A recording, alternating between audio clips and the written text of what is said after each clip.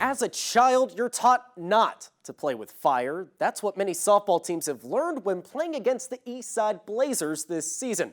Alyssa and Dirk, you could argue the two best words in sports are Game 7. That's where the Comets and Nailers find themselves tonight as they get ready to rumble in the jungle. Baseball history will be celebrated on Saturday during Daisy's Night at Parkview Field.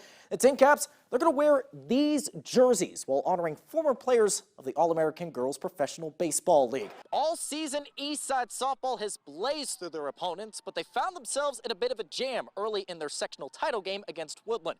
To quote the late George Michael, it turned out all the Blazers needed to come back in this game was have a little faith. Offense may win games, but as the saying goes, defense wins championships. And that's the team's biggest strength, according to head football coach Josh Gerber. Northside fans know all about the big play potential of Tay-Tay Johnson. But what's different this year is the guy throwing the ball to the D1 recruit. Powell. Here comes the blitz. Now he's looking downfield, has his man wide open inside. Khalil Howard, he's going to walk into the end zone. A 74-yard touchdown. Absolutely a great throw, great catch, touchdown Warriors. Prince Powell dropping dimes in this first quarter.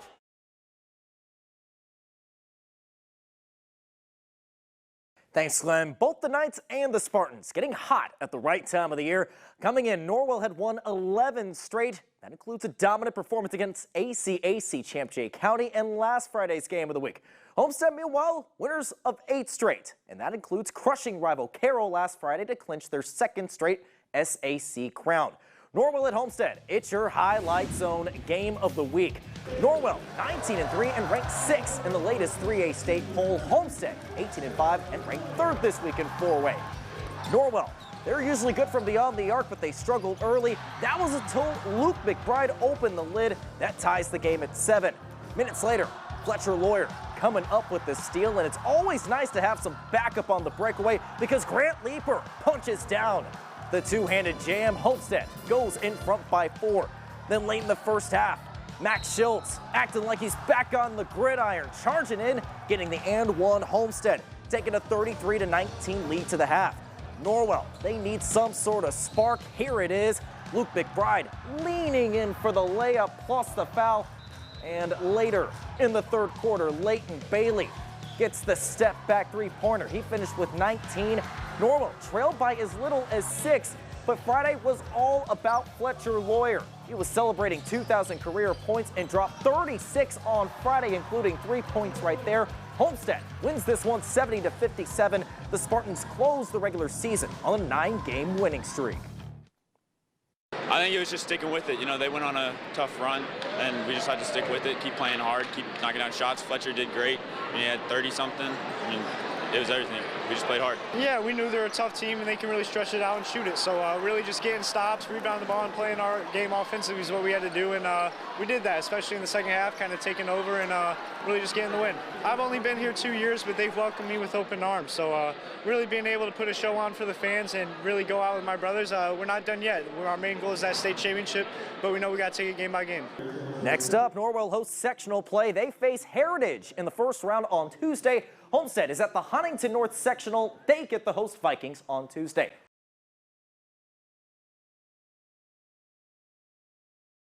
After stumbling out of the gate last fall, Churubusco was soaring by October, winning 7 of their last 8 regular season games. Now, despite losing some key starters, head coach Paul Sade is hoping the Eagles can take another step forward. We head to Turtletown for your 2022 Highlight Zone season preview. After going 7-3 in 2021, Churubusco is looking to fly high atop the NECC Small Division this fall. To check off that box, Paul Sade believes the younger guys will need to step up. The good news is there's plenty of opportunities for them to practice and get better and to learn. That's one thing in this program. If you're willing to step in when we need someone to step in, you're going to get your opportunity. Involve them in anything. Like anything and everything, everybody's involved all times. Drills, team segments, conditioning, got to hype them up all the time. Despite losing standout guys like Hunter Byansky and Nick Nondorf, Busco returns a fair amount of starters for this season. Guys like Riley Burroff, Wyatt Marks, and Cullen Blake will look to shine on both sides of the ball for the Eagles. We've gotten better. Everyone's gotten faster because we're getting used to this stuff of our plays and our rules. Practice hard, go hard all the time, get ready, practice, focus, mindset. Oh, no doubt. I got Braden Byansky. He's really good on the defensive back. And then Cameron Rinker, he's an animal. We take back what we did like against other people, like what we did wrong, and then we will fix all those mistakes, and we will maybe do them in the game and hopefully win them. Riley's somebody that's been running this offense now for 3 years, and it's kind of evolved as he's evolved. But without those two playing at a high level, it doesn't really matter what play we call because we won't be winning any games. So they have to continue to develop and play at a high level. Pro bodybuilder Christine Matthews is also known by her nickname Panda. Now, if you're wondering how that started, the inspiration came from the younger sister of Matthews' friend. That sister drew an animal that reminded her of Matthews, you might guess it, a panda bear. Why?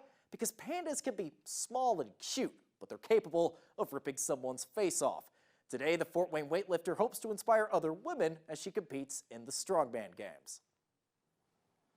Small, but swole. Christine Matthews is out to prove that you don't have to be the biggest person to carry the most weight. She competes in the lightweight division of the Strongman Games. Several challenges in these contests can also be seen in the world's strongest man.